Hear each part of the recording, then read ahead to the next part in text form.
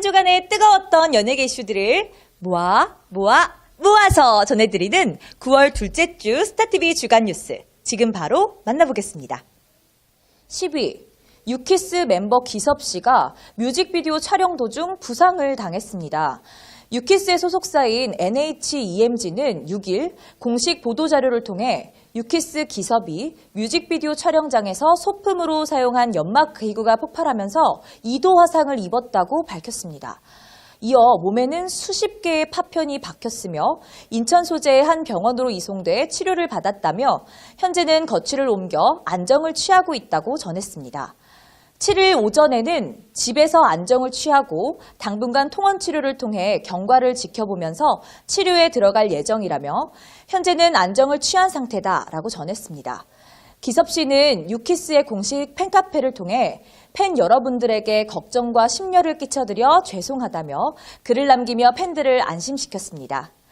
유키스의 전 멤버인 케빈 씨는 기섭이의 빠른 회복을 위해 많은 응원과 기도 부탁해요라며 기섭 씨의 쾌유를 빌기도 했는데요.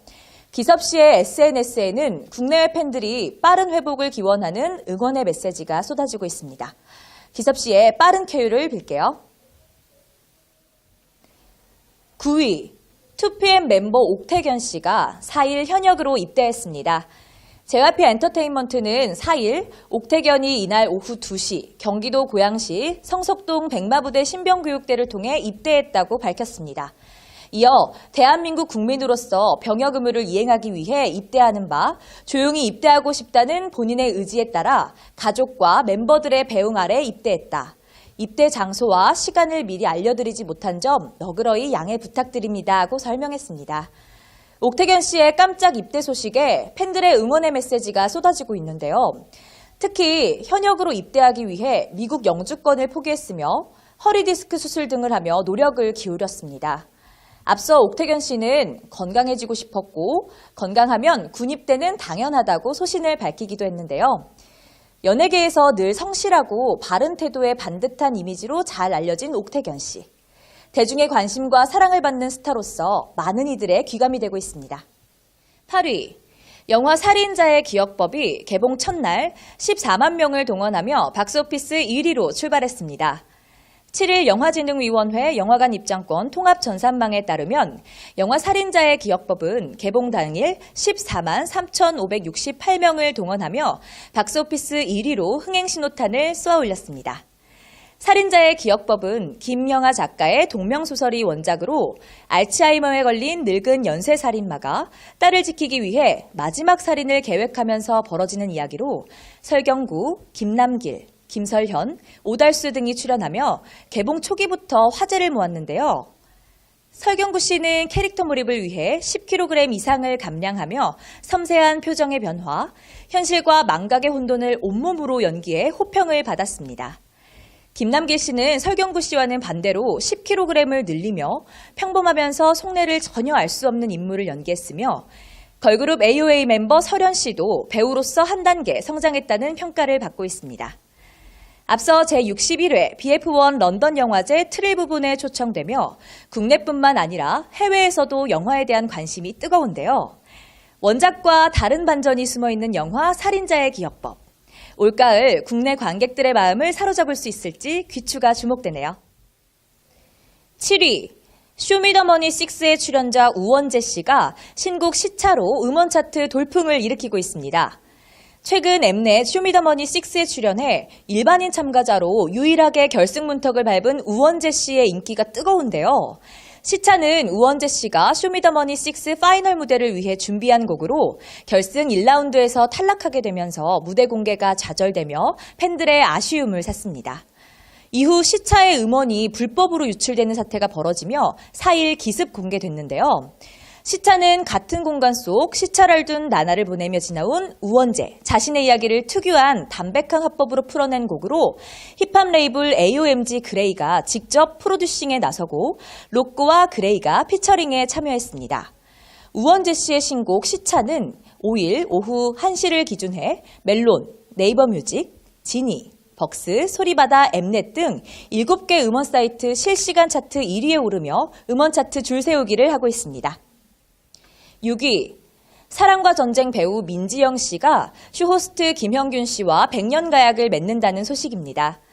KBS 드라마 사랑과 전쟁을 통해 일명 국민불륜녀라는 애칭을 얻기도 한 배우 민지영 씨는 1살 연하의 인기 쇼호스트 김형균 씨와 내년 1월 서울 강남의 모처에서 결혼식을 올린다고 합니다. 민지영 씨는 5일 자신의 인스타그램을 통해 갑작스런 결혼 발표 기사들에 정신없이 긴 하루를 보냈습니다. 너무나 많은 분들께 축하를 받아서 몸둘 바를 모르겠네요. 정말 머리 숙여 깊이 감사드립니다. 라고 결혼 소식을 전했는데요. 이어 이 멋진 남자한테 시집을 갑니다. 꽉 찬 나이에 우연히 만나 때론 친구처럼 연인처럼 사랑하고 존중하고 아끼며 소중하게 사랑을 키워왔고 내년 1월에 100년 가약을 맺고 가족이 되려 합니다. 결혼 기사가 너무 빨리 나오게 되어서 부끄럽지만 앞으로 예쁘게 결혼 준비 잘 하겠습니다. 사랑과 전쟁이 아닌 사랑과 행복으로 잘 살아가겠습니다. 이제는 국민불륜녀는 잊어주세요. 저도 이젠 예비 신부랍니다. 축복해 주셔서 정말 감사합니다. 축하해 주셔서 정말 감사합니다. 오늘 밤은 쉽게 잠이 들 것 같지 않아요.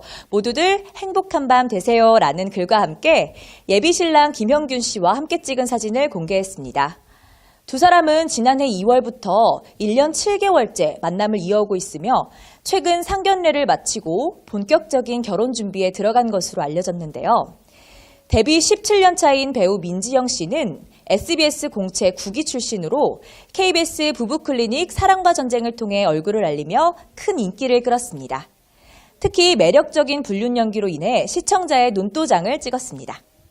5위, 장신영 강경준 커플이 동상이몽2 너는 내 운명에 합류한다는 소식입니다. 4년째 공개 열애 중인 장신영 강경준 커플이 10일 진행되는 동상이몽 시즌2 너는 내 운명 녹화에 참여하며 해당 방송은 오는 25일 방송될 예정이라고 합니다.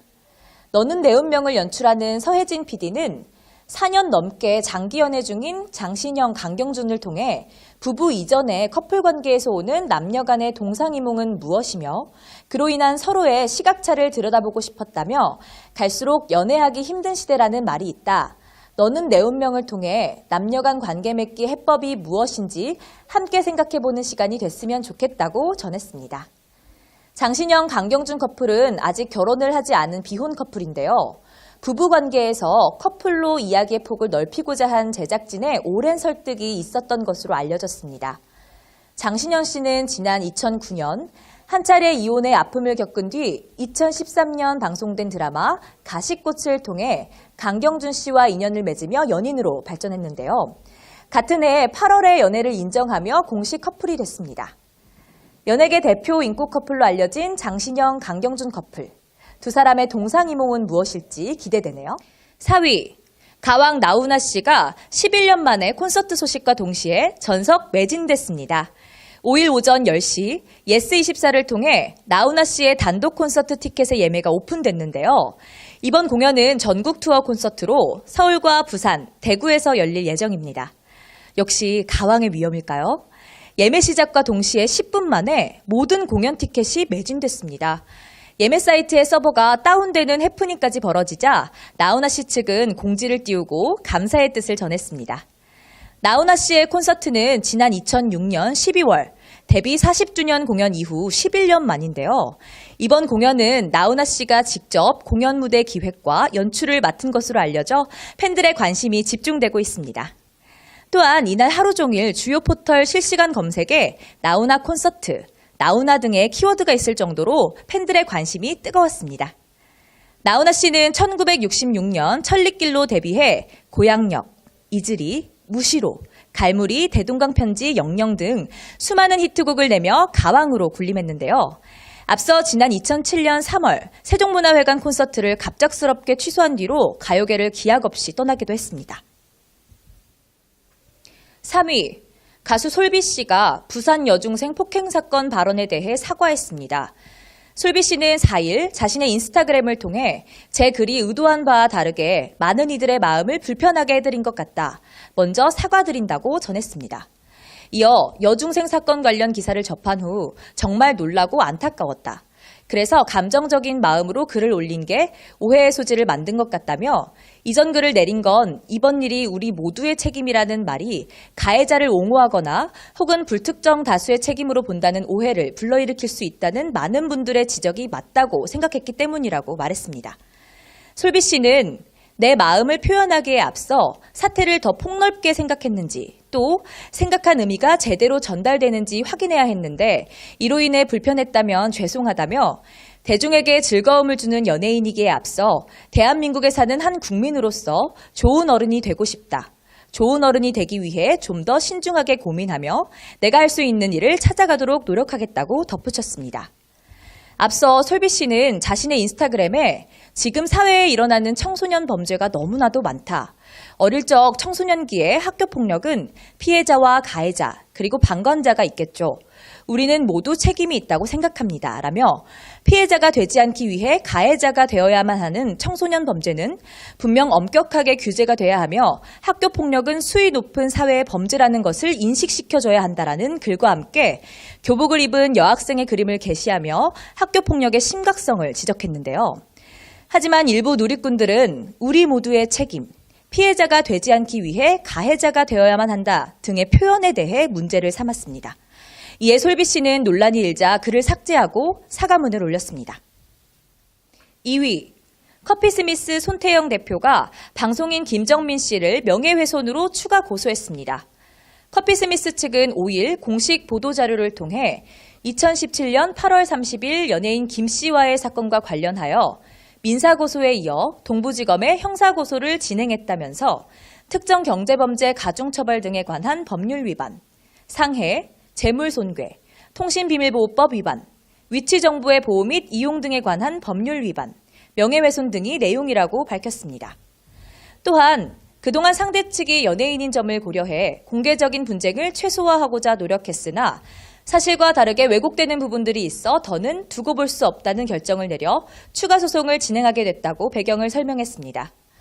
이어 상대 측은 사건 경위와 맞지 않는 주장 및 근거 없는 사실로 언론 플레이를 해 손태영 대표의 이미지를 실추시키고 있다. 지난달 30일 형사고소 명예훼손 부분에 이어 추가 명예훼손으로 고소하며 강력 대응이라고 덧붙였습니다. 앞서 손태영 대표 측이 김정민 씨를 상대로 낸 손해배상 민사소송에 대한 첫 변론 기일이 진행됐는데요. 재판부는 손 씨가 김정민 씨와 교제하는 기간 동안 쓴 금액과 김정민 씨가 실제로 혼인을 빙자해 손 씨에게 돈을 지출하도록 했는지를 쟁점으로 지적했습니다. 앞으로 이 두 가지의 쟁점에 대해 양측의 치열한 공방이 예상되고 있습니다. 김정민 씨는 공판 뒤 혼인빙자 사기라고 주장하면서 7억 원을 배상하라는데 터무니없는 금액이라면서 결혼을 전제로 만나 사귀었지만 결혼 약속이 파경에 이른 귀책 사유는 손 씨 측에 있다. 나에게서 1억 6천만 원을 갈취한 혐의에다 여자 문제, 약물 문제 등이 있었다라고 말했습니다. 지난 2월 손 씨는 연인이었던 김정민 씨에게 데이트 비용 명목으로 지불했다고 주장하는 10억 원 중 7억 원에 대한 손해배상을 청구했으며 이에 김정민 씨는 손 씨가 2013년 7월 이별 통보 후 협박과 폭언 및 현금 1억 6천만 원을 갈취했다며 공갈 혐의로 형사 고소했습니다. 1위, 검찰이 가수 길에게 세 번째 음주운전 혐의를 적용해 징역 8월의 실형을 구형했습니다. 6일 오전 10시 서울중앙지방법원에서는 형사 4단독 주관으로 길의 도로교통법 위반 혐의에 대한 첫 공판이 열렸습니다. 이날 길 씨는 직접 참석해 음주운전에 대한 모든 사실을 인정했는데요. 길 씨는 제가 저지른 너무나 큰 죄이기 때문에 어떤 벌이든 달게 받겠다라고 말했습니다. 길 씨는 지난 6월 28일 새벽 3시경 술 취한 상태로 자신의 BMW 차량을 운전해 서울 용산구 이태원 근처에서 중구 회원 119 안전센터 앞 도로까지 약 2km를 이동한 혐의를 받았습니다. 당시 길 씨는 갓길에 차를 세운 뒤 문을 열어놓고 잠이 들었으며 이를 지나가던 시민이 발견해 경찰에 신고했습니다. 당시 길 씨의 혈중 알코올 농도는 0.172%로 면허 취소 수준이었습니다. 앞서 길 씨는 리쌍으로 활동하던 지난 2004년 음주운전으로 벌금형을 받았습니다. 이후 2014년 음주운전으로 면허가 취소돼 자숙의 의미로 활동을 중단했었습니다. 그런 그가 3년 만에 똑같은 과오를 범했는데요. 길에 음주운전이 이번이 세 번째라는 사실이 알려지면서 대중의 시선이 매섭기만 합니다. 지금까지 한 주간의 뜨거웠던 연예계 이슈들을 알아본 스타TV 김아름이었습니다.